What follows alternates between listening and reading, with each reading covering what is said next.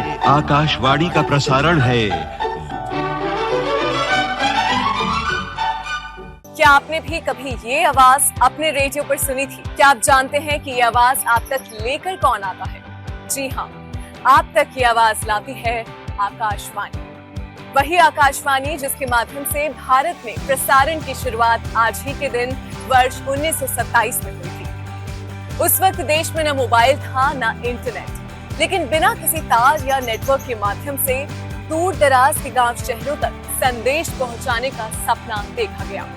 और आज वही आवाज जिसे हम आकाशवाणी कहते हैं 591 स्टेशनों के माध्यम से 23 भाषाओं और 146 बोलियों में 90% से अधिक भारतवासियों तक पहुंचती है। इसी यात्रा को याद करते हुए हम आज राष्ट्रीय प्रसारण दिवस मना रहे हैं।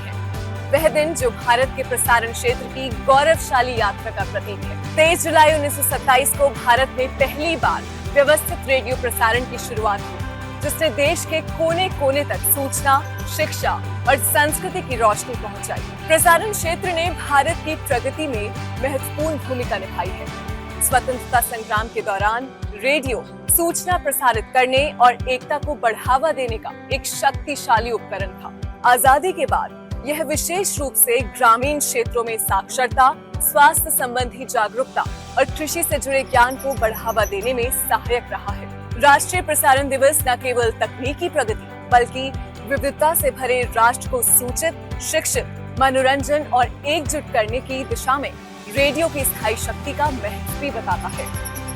वर्ष 1997 में प्रसार भारती निगम की स्थापना और वर्ष 2004 में आकाशवाणी और दूरदर्शन के लिए डीटीएच सेवाओं की शुरुआत के साथ भारत के प्रसारण परिदृश्य ने पिछले कुछ वर्षों में उल्लेखनीय प्रगति की है और इसकी पहुंच में अभूतपूर्व विस्तार हुआ है। जैसे जैसे भारत डिजिटल युग में आगे बढ़ रहा है, सार्वजनिक सेवा प्रसारण के सिद्धांत अधिक प्रासंगिक होते जा रहे हैं। यही कारण है कि रेडियो भारतीय समाज में एक प्रभावशाली और महत्वपूर्ण माध्यम के रूप में अपनी भूमिका निभा रहा है।